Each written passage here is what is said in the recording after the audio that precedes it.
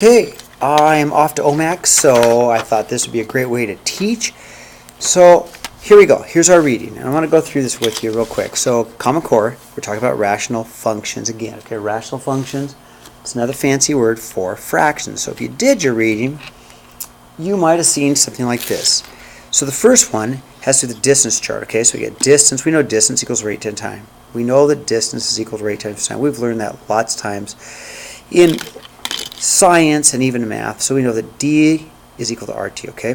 So this whole distance chart has to do with like canoeing up, or we'll say paddleboards. Let's say you paddleboard up the river and then you paddleboard down. The distance up and the distance down is pretty much equal, up and down, but the rates are different. If you're going up, the current's against you. If you go down, the current's going to be with you. So you're going to go faster going down than up. So we're going to use this chart. Don't worry about copying, but we're going to use this chart when we do the story problem, okay? And then we're going to have a second story problem we're going to look at that deals with work, okay? It's a work problem, okay? So to be a work problem, we're going to have, they're going to do one job. Jason and Lacey are going to work together to do one job.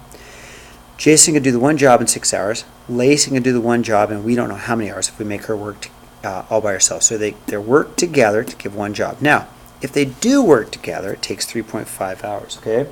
So we take Jason's one job over 6 times 3.5 because that's the time together. We take Lacey's work, the one out of 8 hours, which we don't know, times 3.5, but it's still going to equal 1. Still equals one job. Okay, now let's go ahead and take a look at the notes. So hopefully the notes have been passed out and are in front of you. So let's take a look at it, okay? All right, example 1. All right, if I take a look at example 1, scoot it down, you can see it. Again, rational functions. Remember the word rational means fraction. But if I'm going to do rational functions, then if I take a look at example 1, it is a rational function. But I'm going to solve for x. So we've learned a couple of days ago that when you want to add two things, and if there's a fraction, you need a common denominator. So if I look at example 1, and make that an x over 1. If I want to add these two fractions, they need a common denominator. This term has an x, this doesn't. This term really does have a 1, so we're not going to worry about it. This term needs an x. For them to have a common denominator, I'm going to multiply this one by x over x.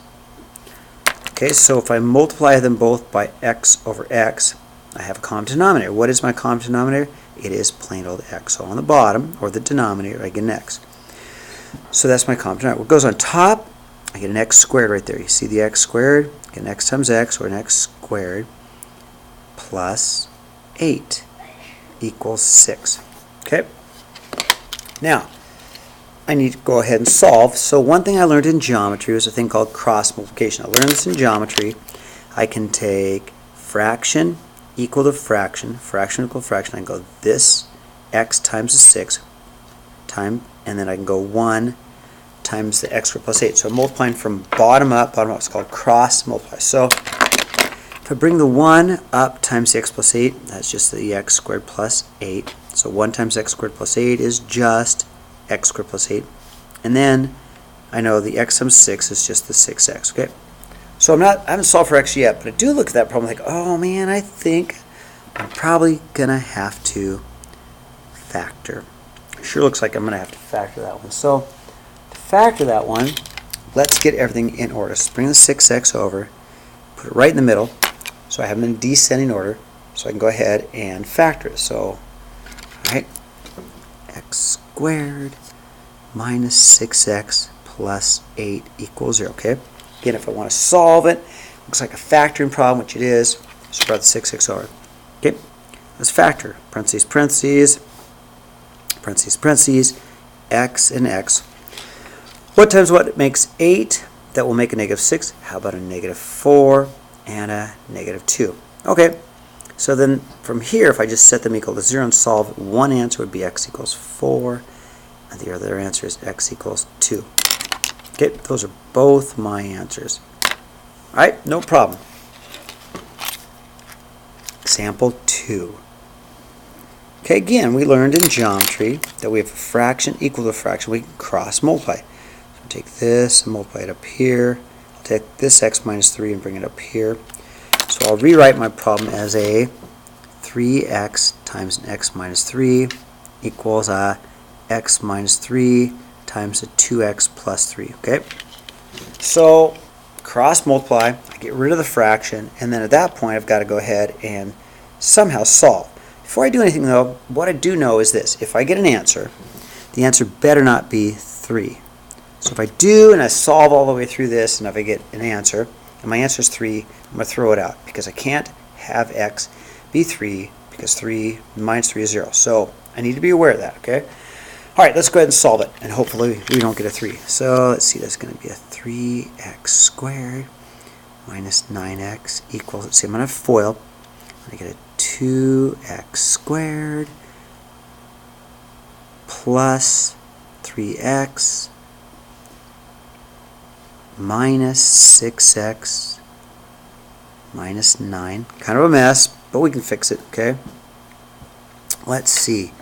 3x squared minus 9x equals, I'll combine these two, 2x squared minus 3x minus 9. Now, let's bring everything over. Let's bring all of these terms to the other side. Let's bring this to the other side. Let's bring the 9 to the other side. So I can factor. Okay, again, it looks like I'm going to have to factor. So if I can subtract 2x squared, I'll go minus 2x squared minus 2x squared. Okay, let's bring the 2x over, subtract it, so then I'd have a 1x squared, or x squared, plain old. Let's bring over 3x. So if I add 3x and add 3x, okay, bring it over. I'm going to add 3x, so that'll give me a negative 6x.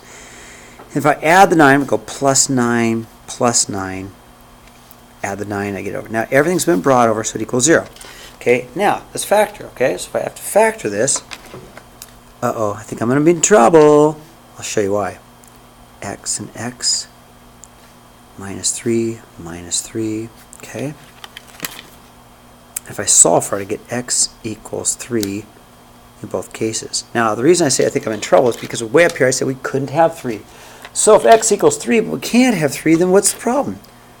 There's no solution. We did all this work just to say no solution. Bummer. All that work for no solution. Dang it. It's alright, we can do this.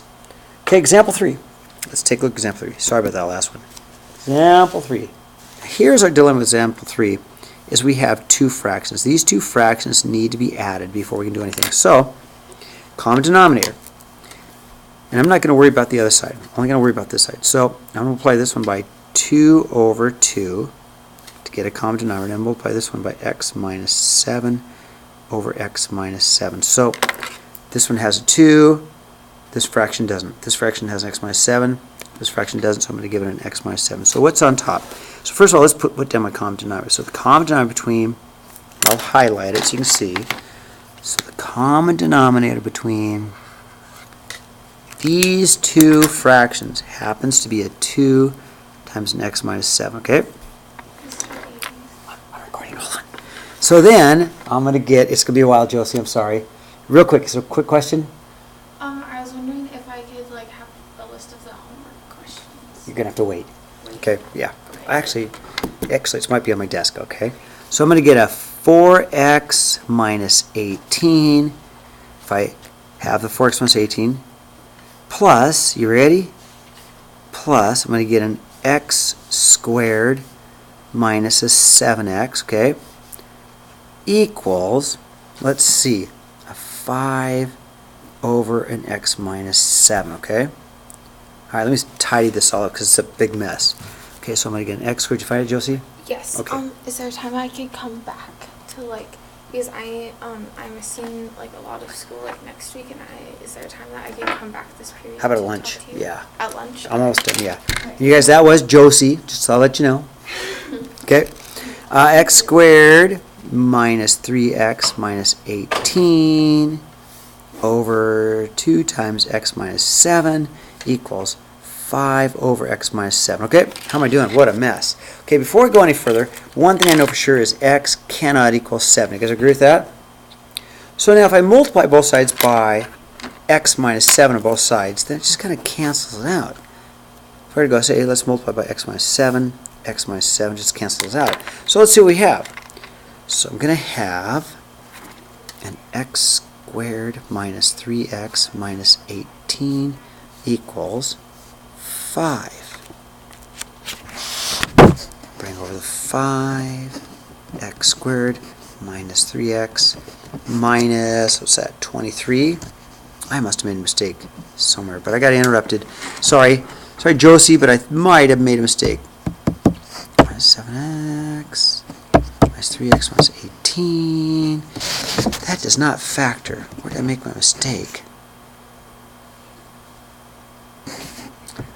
4x minus 18, x squared minus 7x, 2 times x. That does not factor. Dang it. I might have made a mistake. Sorry about that, but I just briefly got interrupted.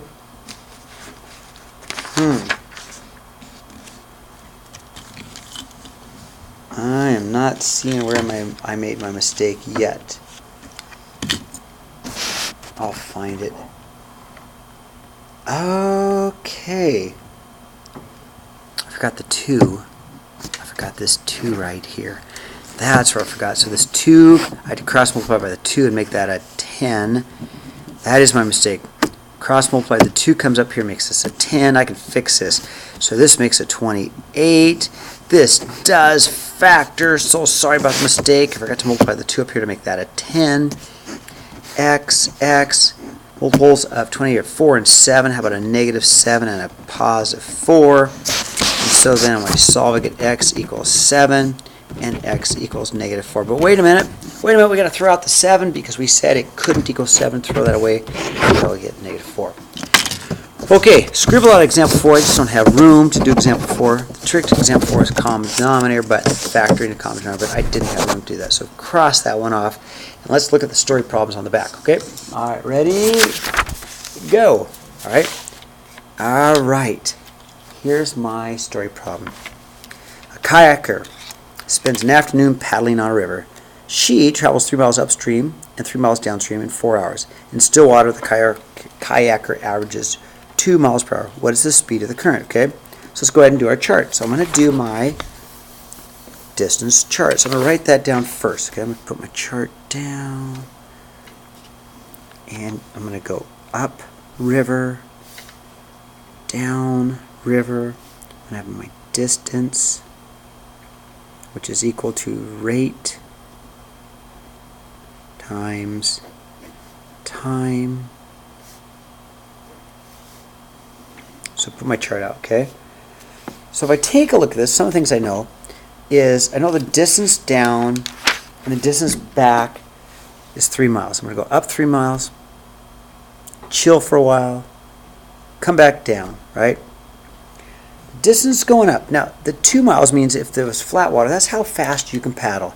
You can paddle 2 miles per hour, okay? So going upstream, you're going to have 2 miles minus the current because the current's going to slow you down. It's got to be minus current because you're going uphill or upstream, it's going to slow you down. But coming down, it's going to be 2 miles an hour plus the current because that's going to help you, okay? How about this? The times are different, right? The times are different. So I don't know anything about the time. But I do know this, that if distance is equal to rate times time, then I could say, if I solve for time, that the time is equal to the distance over the rate. Okay, so that means that the time is equal to the distance over the rate. So the time is equal to 3 over 2 minus c. And this time right here is equal to the distance, which is 3 over 2 plus c. Okay, real quick, again, I didn't know anything about the time at all. I just know the time up, the time down is different because up current, down current. But I do know this. The only way I can get this is I know the distance can be, I can solve for t. If I solve for t, I can go time is equal to distance over rate. So that means my time here is my distance over my rate. My time here is my distance over my rate. Now, let's see what we got. So the next thing I have to do is figure out some kind of equation, right? So if I'm going to look for some kind of equation, I know that it says the total time down. So let's do this in terms of time. So I know my time up, which is 3 over 2 minus c. My time up plus my time down is 3 over 2 plus c equals my total time of 4 hours. Now that's not counting chilling on the beach. That's talking about just paddling time. We're not going to count the time that we're just relaxing on the beach. So we've got the time up plus time down makes total of the total time, which is 4, okay?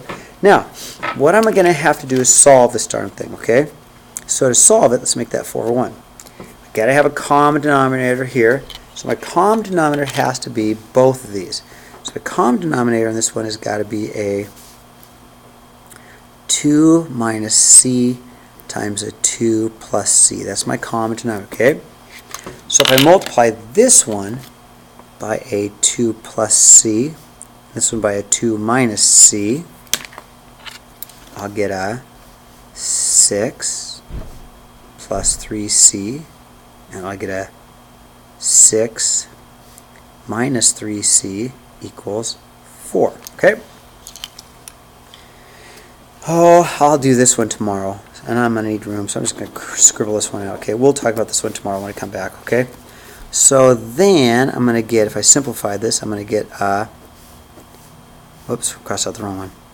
I'm going to get a 12, just scoot that down here, over 2 minus c times 2 plus c equals 4. 4 over 1, let's cross multiply.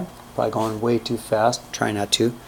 So if I cross multiply, I'll have a 12 is equal to 4 times 2 minus c, 2 plus c. So all I'm doing is cross multiply that times that, okay? Now, have I lost you? I hope not. We'll go back through these tomorrow, okay? So then if I go ahead, first thing I'm going to do is just divide by 4. Can I do that? Divide by 4, sure, makes it easier. I get a 3 equals, and I'm going to FOIL this, which is going to give me 4. Let's see the outside, inside. These are going to be a 2c, negative 2c, so those cancel. Minus c squared, minus 4, I get negative 1 equals negative c squared. If I divide by negative 1, I get 1 equals c squared. Take the square root, and I get c equals 1. So the current's got to be 1 mile an hour. Okay, now, since I canceled out that problem, let me change the homework for you real quick. Okay, so the homework is page 605. I've got 19 to 27, which I like 19 to 27. Those are good. Odd. And I've got 28, which you can do 28 because that's just a current one. Actually, that's okay. There's no work problem.